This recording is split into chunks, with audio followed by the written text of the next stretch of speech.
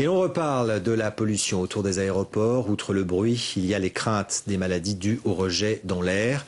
Un homme alerte l'opinion sur ses inquiétudes. Il s'appuie pour cela sur un rapport d'Aéroports de Paris.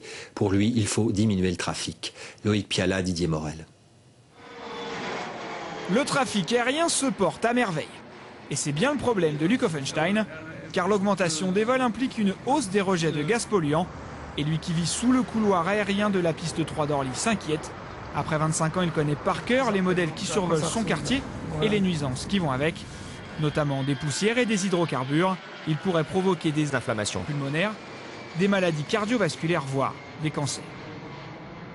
Il s'agit bien sûr d'un problème de santé publique. Aujourd'hui, en Ile-de-France, l'ensemble des élus, je pense, est convaincu qu'il faut faire quelque chose.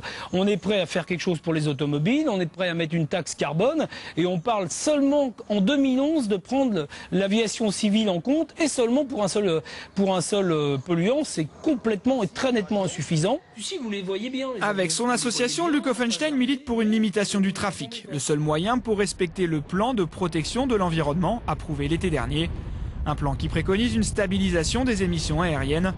Aéroports de Paris n'a pas souhaité nous rencontrer. Sur son site internet, la société met en avant ses efforts. À Roissy par exemple, le temps de roulage des avions a diminué de 10%. Difficile en revanche de retrouver la trace d'un rapport d'ADP sur l'augmentation de la pollution autour des 3 aéroports parisiens. Les quelques données qui existent sont le plus souvent cachées au public. Ceci est inacceptable, il y a un manque de transparence. Si on ne veut pas recommencer, si vous voulez, l'espèce de suspicion qui pèse aujourd'hui sur le nucléaire, il faut que les organismes d'État donnent les données, les rendent accessibles au public et surtout, si vous voulez, les complètent, car elles sont très très incomplètes, et les complètent notamment au plan sanitaire. Une étude d'Airparif existe pourtant.